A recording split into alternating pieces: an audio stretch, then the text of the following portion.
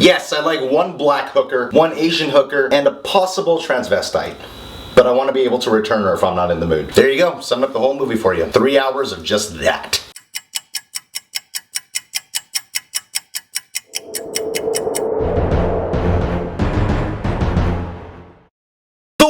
Of Wall Street, the most intense fucking movie ever. Not really. I waited a long ass time to watch this movie. Scorsese or Scorsese for you fucking assholes out there. Anyway, Scorsese and Dicaprio pairing is one of my favorite teams in Hollywood. And this is not like anything they've ever done before. All the stuff they've done before has departed. This film took such new flights, it was like an aviator was riding the airplane. It's not like Shutter Island either. It's like a party movie, this film. It's like Spring Breakers meets Goodfellas. This film is just debauchery upon debauchery. If this movie is accurate to the true story, I'm surprised Jordan Belfont, or whatever the fucking asshole's name is, did not die. Belfort. It's Belfort. It's just non-stop greed, drugs, and sex with hookers, as I'm sure you can tell by my hilarious opening. Right off the bat, this film is owned by one person. That, of course, being Leonardo DiCaprio. He is one of my all-time favorite actors. He just has such contagious energy and intensity. Like, whenever I get in an intense mood, I channel my Leonardo DiCaprio. So you want me to channel my Leonardo DiCaprio impression? That's what you want me to do. Who the fuck are you? You have to be a real DiCaprio fan to see what I was going for. Anyway, he plays the Wolf of Wall Street. Oh!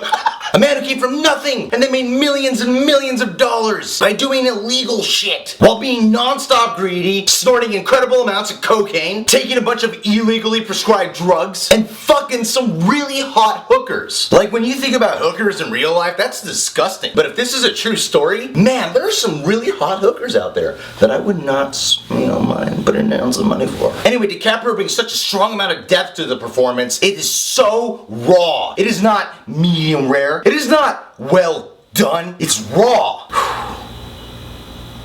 I thought that would be funnier. We've never seen him do anything this crazy before. Like, there's real sex scenes with Leonardo DiCaprio. You can watch DiCaprio fuck in this movie. It's kind of like what maybe he really has sex like in real life. Like the second scene, he's blowing cocaine into a girl's asshole. That's the second scene. But hey, if Leonardo DiCaprio wanted to blow cocaine up in my asshole, I'd let him do it.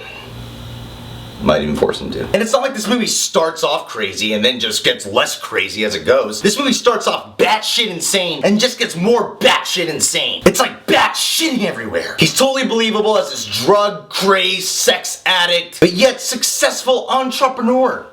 Or I don't give a fuck how you pronounce it. Wild performance, and in my opinion, the best performance of the year. And if he doesn't get it, well, then that black guy better get it. And Jonah Hill as DiCaprio's number 2. He's like how Spock is to Kirk. How Dr. Watson is to Sherlock Holmes. Like how Short Round is to Indiana Jones.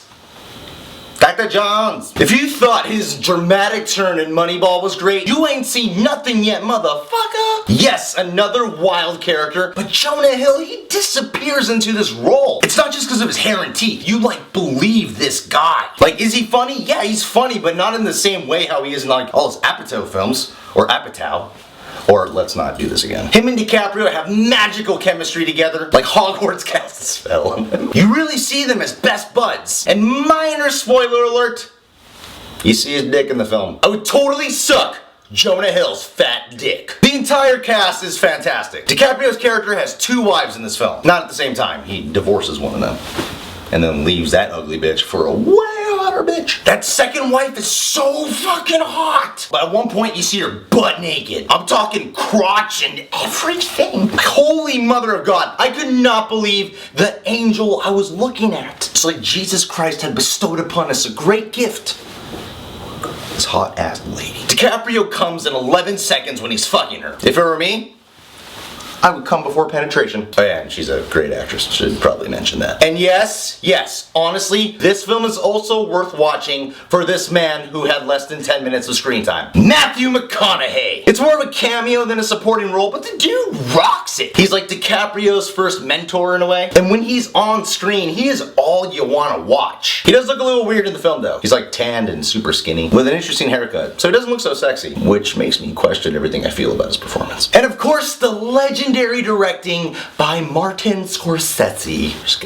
Oh, fuck you. This man by far is the most consistent director we have ever had. He immerses you into this psychotic world, into this like excessive lifestyle. Like, it's a raw film. It's 3 hours, but it feels like the most entertaining 3 hours ever. People are getting upset about this film, saying that it glorifies all the bad things that Jordan Belfort did. I 100% disagree. If you walked out of this film feeling like, I want to be this guy, then something is seriously fucked up with you, man. You should seek some counseling. This isn't like Scarface where it inspires you to want to be a gangster. This isn't like Ben Affleck in Boiler Room that makes you go, I'm gonna be a badass rich motherfucker. It's not like you watch Rob Schneider or The Hot Chick. Yeah, DiCaprio gets the nice car, the nice house, and all the hot bitches, but as the film progressively goes, it gets darker. You totally get how all the shit he's done is just so bad for someone. When I saw the trailer, I thought it was gonna be like some really fun movie, like a Catch Me If You Can type of vibe, where you know the fun is all about the con and the conceit. This film totally different. It's about the lifestyle these people lived. Just the crazy lifestyle and what greed has done to them. That's why greed is one of the 7 deadly sins. So is lust. So is gluttony. But Lord knows I love to bang a fat chick. Still, I felt a little bit more could have been trimmed down. Somewhere between 15 to 30 minutes could have gone. Just some of these scenes go on a little bit too long. It's like, I get it's about excess. I totally understand that. But after a while, it's like, yeah, dude, I get it. DiCaprio loves drugs and he loves hanging out with his boys and he loves banging a bunch of hookers. God, that does sound cool. The film is absolutely wild and raw. It's another Scorsese or I don't give a fuck, I'm gonna punch you in the face classic. Let me get straight to the point here. All in all, I gotta say The Wolf of Wall Street got it super right. Alright guys, thanks for checking out my review for The Wolf of Wall Street. Why don't you go ahead, scroll that comment box below, and tell me, whose ass would you blow cocaine into? And if you want to see more episodes of Straight to the Point with me, BAM! Hit this little box. Watch more of my stuff. Admit it. How many critics are this sexy? And last but not least, if you want to get updated every time one of my reviews is out, go ahead and click on this button by my dick to subscribe. That's right, the dick. Or as I call it, the Wolf of Ball Street.